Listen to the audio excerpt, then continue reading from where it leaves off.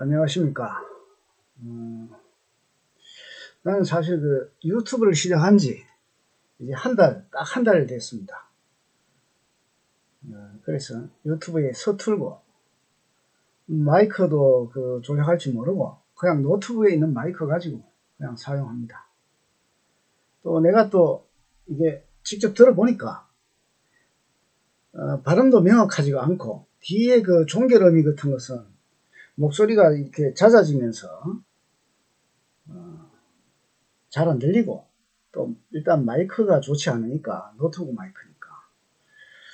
그래서 앞으로 이제 이런 점은 점점 개선해 나가겠죠. 자, 어쨌든 이런 문제는 앞으로 또 카메라도 사고, 이걸 유튜브를 직업적으로 하는 것이 아니니까 평소는 이제 중 강의도 하고, 글도 쓰고, 평생을 나는 이렇게 먹고 살아왔습니다. 자, 어쨌든 물론 한 10년 정도는 체육관을 운영하기도 했지요. 체육관 운영하면서도 계속 글쓰기를 하고 또 강의도 하고 이렇게 살아왔는데, 유튜브를 사실 한 달 겨우 하다 보니까 여러 가지 서툽니다. 앞으로는 이제 카메라 장비도 구하고 마이크 장비도 구하고 이래야 되겠죠. 또 이 발음이 정확하지 않아서 문제가 있는 것 같은데, 일단은 저는 뉴스를 전문적으로 전달해 주는 사람은 아니지만은 뉴스를 좀 비판적 시각에서 봅시다. 나는 좌편향도 싫어하고 우편향도 싫어합니다. 중도를 취하자. 옳음, 그냥 이제 뭐라 그럴까, 진짜 인간의 공의가 무엇인가, 공적인 정의, 공적인 어떤 저스티스를 향해서 나아가야 하고, 또 공평무사함을 추구해야 되고, 또 권력과 자본에 대한 또 비판을 할 수 있어야 되고, 또 이 보수파들은 또 권력과 자본에 대한 비판이 좀 약할 수도 있고, 또 좌파들은 PC주의, 소위 political correctness, 정치적 올바름을 너무 극단적으로 추구하면서 또 너무 극단주의로 도저히 인민들에게는 설득력이 없는 그런 행태를 취하는 경우가 많습니다. 사실 지금은 민주당이 있지만은 이 조중동에서는 저걸 좌파라 하지만 제대로 된 좌파가 아니죠. 민주당은 범죄 집단이지 그게 무슨 좌파입니까?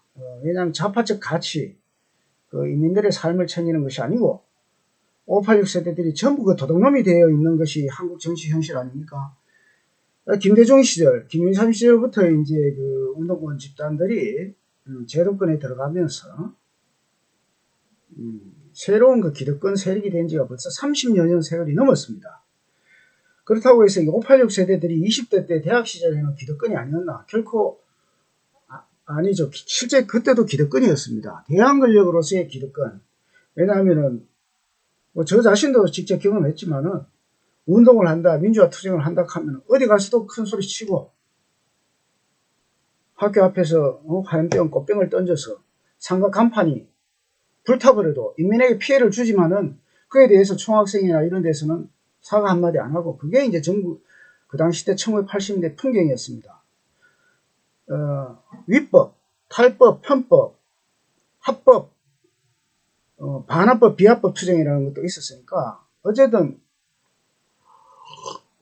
현재의 법률 체계는, 전두환 시절의 법률 체계는 나쁘다, 무조건 악이다, 이렇게 규정을 하고 반합법 투쟁과 비합법 투쟁이 합리화되어 있으니까, 그런 식으로 평생을 살다 보니까 지금 민주당 국회의원 애들처럼 그냥 양아치가 된 겁니다. 거지 양아치, 기생충. 위법, 탈법, 불법을 저질러도 조국이나 그 주변에 있는 애들처럼 단 하나의 양심의 가책이 없는 집단이 지금 민주당 집단입니다. 반면에 이제 보수파들은 상당히 1987년 민주화 과정이라는 부르주아 민주주의, 제한적인 부르주아 민주주의 과정을 거치면서 상당히 자기 반성, 자기 성찰을 통해서 나쁜 짓을 하면 부끄러움을 압니다. 그것이 이제 지금 현재 국힘당이죠. 부끄러움을 아는 사람, 최소한 사단이라 하는 거, 수호지심, 시비지심, 뭐 이런 사단의 어떤 정신을 기본적으로 갖춘 것이 국민의힘인데, 국민의힘이 뭐 앞으로 어떻게 변화될지 모르겠지만 모든 정당이라는 것은 변합니다.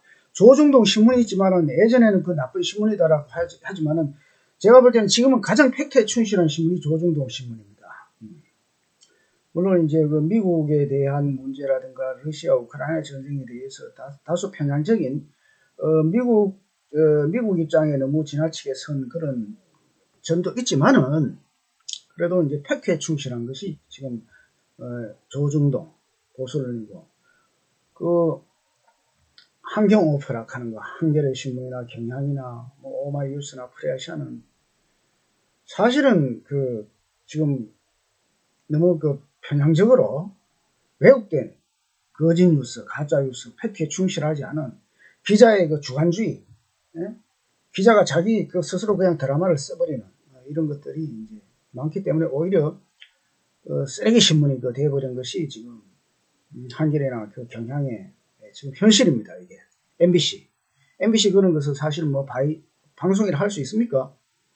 당장 문을 닫든가 빨리 민영화를 해버리든가 YTN도 마찬가지입니다.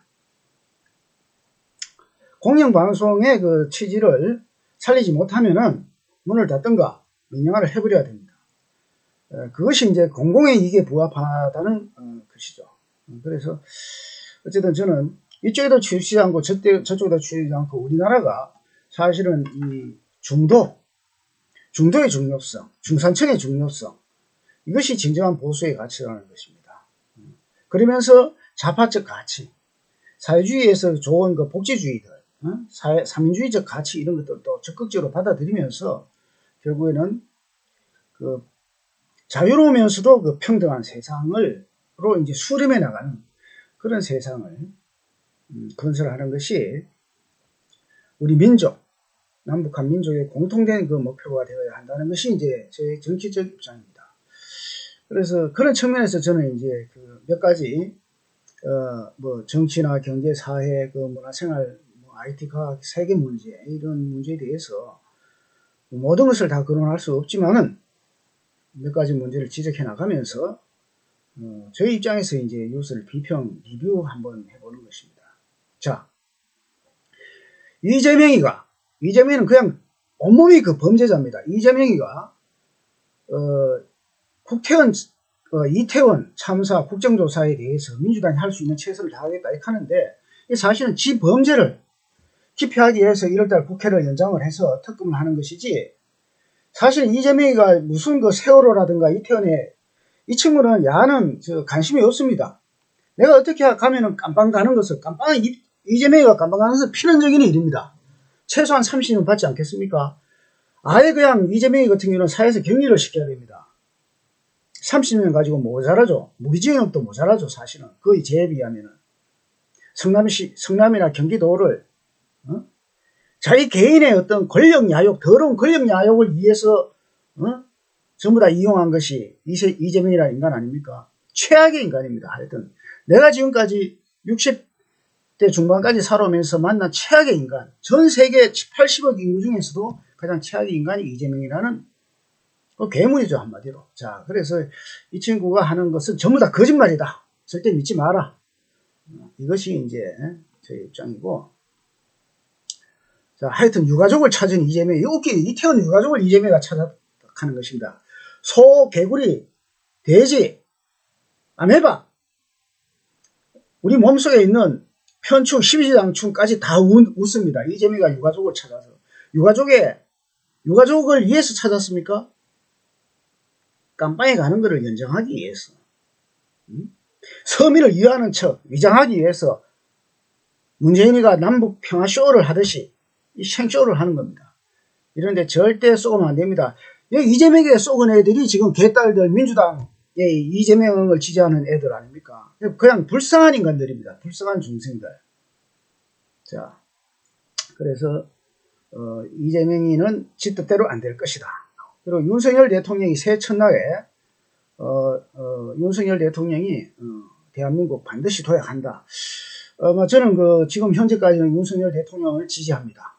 지난 선거에서도 국힘당을 찍었고, 그래서 왜 윤석열은 어쨌든 인민의 요구와 시대적 요구, 정권을 교체해야 된다는 이런 요구에 의해서 윤석열을, 자, 민주당 문재인이가 임명했지만은 민주당의 그 더러운 것들, 더러운 부패상을 보고 그것과 싸우면서 인민의 요구, 시대적 요구를 이어받은 사람이 국힘당의 후보로 나왔습니다.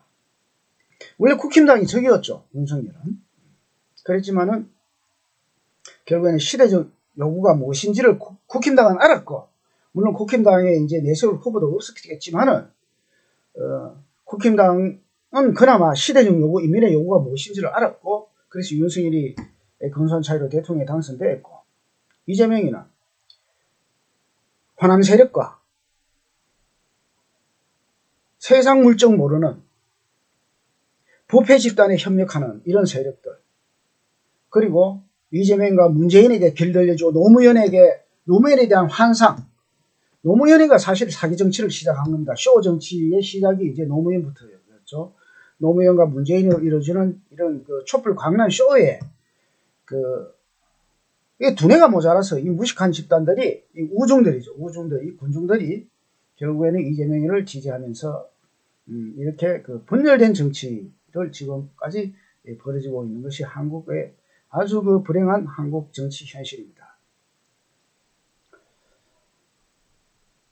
자, 문재인이가 이태원 참사의 그 못난 모습에 마음이 추웠다 이렇게 하는데, 문재인이도 빨리 그 감옥에 가야 됩니다. 문재인이 기소할 사건 많습니다.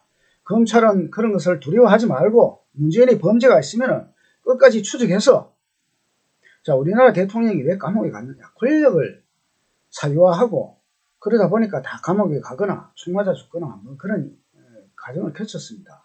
문재인이가 무슨 상황입니까? 신입니까? 예외가 없습니다.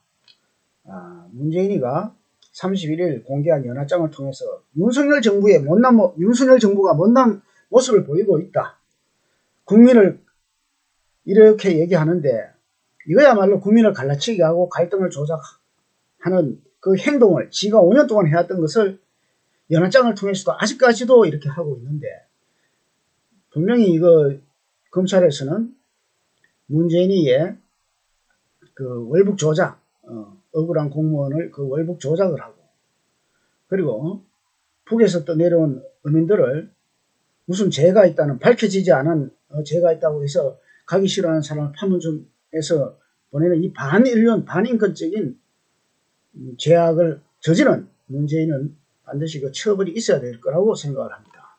자, 철저하게 검찰 수사를 해야죠.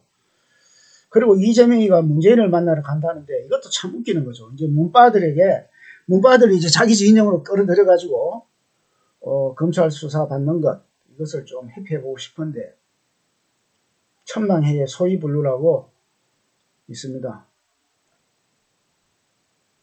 하늘의 거물은 넓지만은 성기고 엉성하지만은 어떤 나쁜 놈이 저지른 죄를 낱낱이 다 잡아내지 이렇게 허투루 이렇게 흘러보내지는 않는다는 말입니다. 그래서 이재명도 처벌받고 문재인도 처벌받고 그냥 자기 지은 업보대로 살면 되는 겁니다. 인생이라는 것은. 자, 이재명이가 또 이런 말을 했습니다. 검찰 정권이 민주주의를 말살하고 정치 보복한다. 무능, 오만, 좌시하지 않겠다. 이게 이재명이란 범죄자의 그 신년사라는데, 진짜 이게 뭐냐, 그 콩벌레, 지며느리, 이런 벌레들도 웃을 말을 이래 했습니다. 이재명이 이런 말을 도대체 누가 믿겠습니까? 하여튼 개풀 뜯어먹는 소리를 하고 있습니다. 지가 검찰 정권을 정치보복이라고 거짓 선전하면서 좌시하지 않겠다. 뭐 어떻게 하겠다는 겁니까? 원래 코너에 몰리면은 쥐새끼도 고양이 보고 덤벼드는 겁니다. 찍찍찍 소리 내면서. 이재명이가 검찰을 경영해서 폭력, 일방적 지배가 난무하는 시대라 했습니다.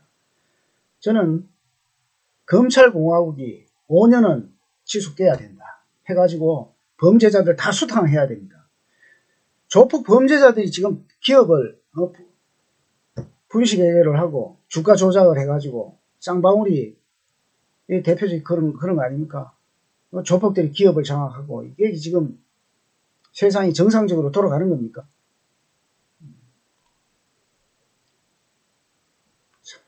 이것도 참 웃깁니다. 문재인 대통령 문재인이가 부부가 반려견 토리와 새 일출 인증샷을 올렸다는데 개를 버린 인간이 개를 잡고 인증샷을 올리니 이런 자가당착 모순이 어디 있습니까? 참으로 참 어이가 없고 민주당 애들은 왜 다 이 모양입니까? 부끄러움을 모릅니다. 부끄러움을. 사람이라는 것은 부끄러움을 알아야 됩니다. 자, 전세 사기 이거 검찰이 분명히 다 일망타진해야 됩니다. 하나하나. 자, 전세 사기를 잡아야 됩니다. 이게. 자, 유역 정시가 2008년 이후에 최대 낙폭을 했다 그럽니다. 나스닥 33%. 이렇게 이제 낙폭을 했는데, 내년 시장의 향방도 미국 중앙은행의 금리 인상에 달렸다는 관측이 나오고요. 그 높아진 경기 침체 우려에 중앙은행이 금리 인상을 멈출 것으로 이제 기대하는 투자자들도 있지만 언제까지 돌리느냐에 따라서 시장에 추가 부담을 줄 수 있습니다. 사실은 이것을 자본주의 체제는 지금 경제 이윤율 저하법칙, 경향성 저하법칙이라는 데 빠져 있습니다. 왜냐하면 이 자본주의는 자, 예전에는 뭐 자동차를 만드는 회사가 미국에 뭐 몇 개 없었다 독일에 하지만은 지금 중국에서도 수십 개 그 자동차 회사가 있지 않습니까? 그러다 보니까 자동차 값이 계속 떨어지고 반도체 값은 계속 떨어지고 경쟁 우리가 그 골목마다 그 식당이 많이 생기면은 망해가는 식당이 많듯이 이것은 자본주의 어쩔 수 없는 이제 운명이죠.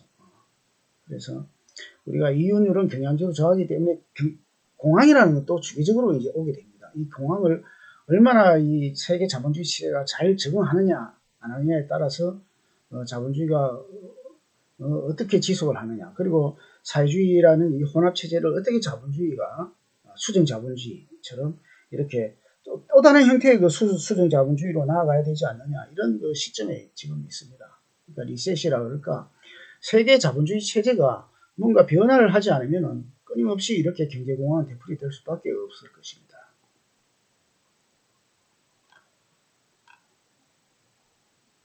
자, 오늘은 뭐 이 정도로 뉴스 브리핑을 마무리하겠습니다. 오늘은 2023년 1월 1일 첫 뉴스 브리핑이었습니다.